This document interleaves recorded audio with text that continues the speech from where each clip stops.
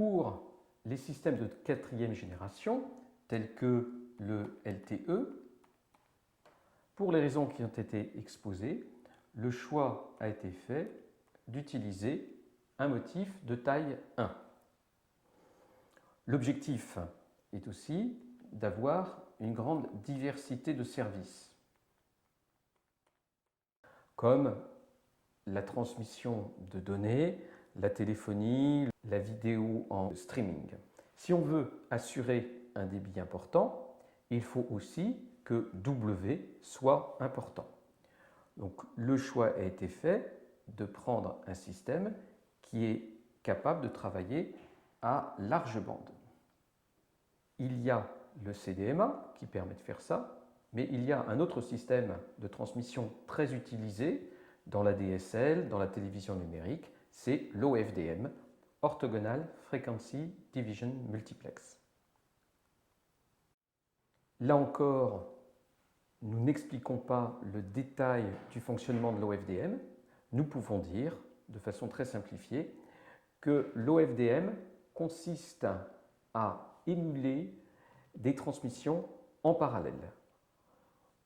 Physiquement, on ne transmet que sur une fréquence, mais en utilisant la transformée de Fourier, eh bien, on peut faire en sorte que cette transmission soit tout à fait équivalente à n transmissions en parallèle, avec n pouvant aller jusqu'à 1024, 10 000 ou 20 000. Un système OFDM, en utilisant des codes correcteurs d'erreurs puissants comme les turbocodes inventés à Télécom Bretagne, peut fonctionner avec un rapport signal sur bruit, donc dans notre cas signal sur interférence, faible, mais pas très faible. C'est-à-dire qu'on peut avoir un seuil de fonctionnement de -5 ou -3 dB. Or, en périphérie de cellule, le C sur I, on l'a vu sur le modèle très simple, il était de -3 dB, mais il peut être plus faible que -3 dB. Il y a donc une nécessité de gérer dynamiquement l'interférence, comme on va le voir dans la suite. En anglais, cela s'appelle leakic ou intercell interference coordination.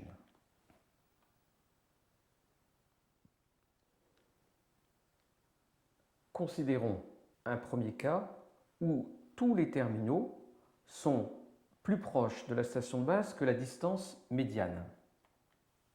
À ce moment-là, le C sur I va être élevé.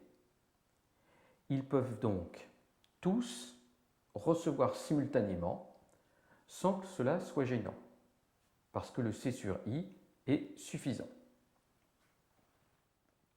Si nous considérons maintenant le cas où on a un terminal qui est au-delà de cette distance, par exemple en périphérie de cellule, il va recevoir un signal qui est faible et d'autre part, il va recevoir des interférences fortes. Mais cela ne se produit que si les stations de base sont effectivement en émission. La solution qu'on peut mettre en œuvre, c'est que lorsque la station de base transmet vers un terminal qui est en périphérie de cellule, eh bien, les stations de base voisines ne transmettent pas. C'est pour ça que sur le dessin, la station de base apparaît non colorée. Nous voyons un autre cas où, parce que le mobile ici reçoit un signal utile de sa station de base mais est loin, la station de base voisine s'abstient de transmettre.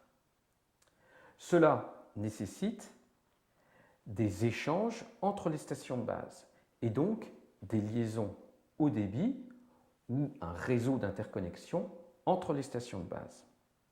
C'est ce qui est fait dans LTE. La station de base s'appelle un inode B et il y a une interface entre deux InnodeB qui s'appelle l'interface X2. On peut avoir à ce moment-là une gestion fine des interférences.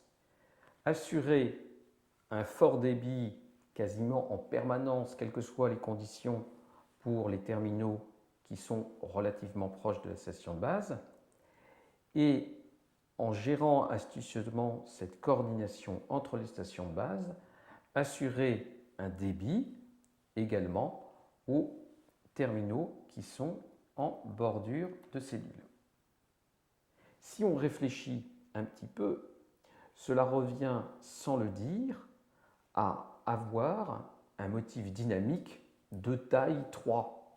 Mais au lieu d'avoir une planification faite une fois pour toutes avec un motif de réutilisation, ici, on a des procédures dynamiques en fonction de la charge instantanée du réseau.